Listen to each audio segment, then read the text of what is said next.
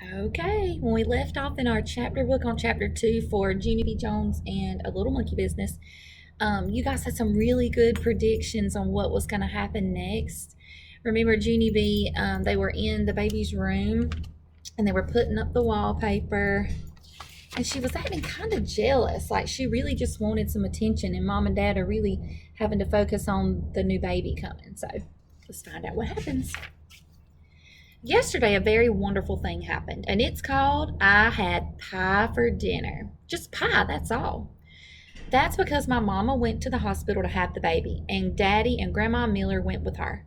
And so me and my grandpa got to stay at his house all by ourselves, and no one even babysitted us. And guess what? Grandpa smoked a real live cigar right inside the house, and Grandma didn't yell, "Go outside with that thing, Frank."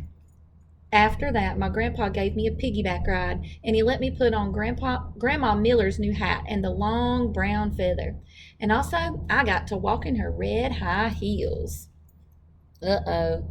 Grandpa is just letting her do whatever. Look at those high heels. She's sassy. Only then I fell down in the kitchen, and so quick I took them off.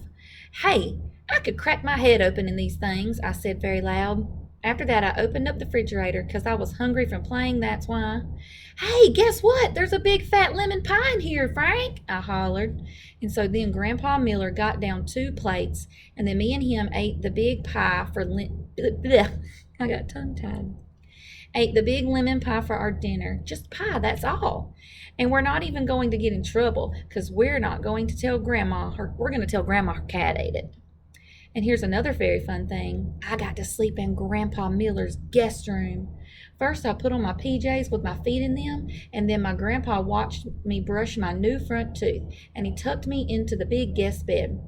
"Sweet dreams, Junie B," he said. Except for then, I got a little bit of scared in me. "Yeah, only guess what, Grandpa?" I said. "It's a very dark in this big room, and so there might be hidey things in here." Grandpa looked all around the room and also in the closet. "Nope, no hidey things in here," he said. After that, he left all the hall lights on for me, and my imagination wouldn't run wild then. Except I didn't get sleep that good last night, because there was a drooly guy with claws under my bed, I think. And so this morning, my eyes felt very saggy. You ever woke up when you didn't sleep very good and your eyes just felt so heavy? Only then I sniffed something that woke them right up. And its name was Delicious Waffles. Grandpa Miller cooked them for me. And then he let me pour on my own syrup. And he didn't yell, "Whoa, whoa, whoa." After that, me and him played until it was time for kindergarten. Except before I left, the funnest thing of all happened. My Grandma Miller came home, and she said that Mama had a baby, and it was the boy kind. Some of you predicted that it was going to be a girl. It was a boy. Then me and her and my grandpa all did a big giant hug, and Grandma Miller picked me up and she swung me high in the air. "You're just gonna love him, Junie B," she said. "Your brother is the cutest little monkey I've ever seen." Then my eyes got very wide. "He is? Really?" I said. Grandma Miller put me down. Then she started talking to my grandpa. "Wait till you see him, Frank," she said. "He's got the longest little fingers and toes." I tugged on her dress. "How long, Grandma?" I said. "Longer than mine?"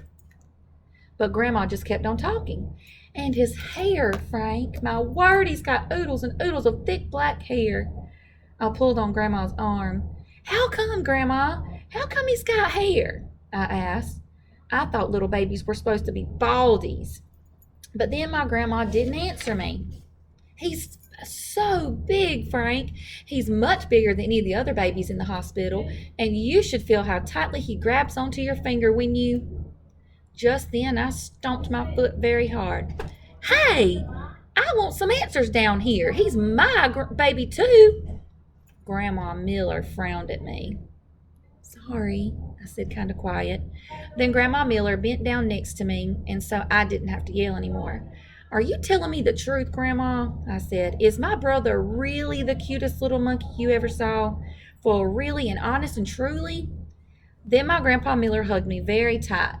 Yes, little girl, she whispered in my ear, for really and honest and truly. After that, she picked me up again, and me and her twirled all around the kitchen.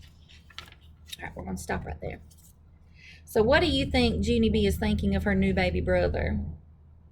Do you think that she really thinks that Grandma means that he's a monkey? I bet that's what she thinks. Let me know what your predictions are.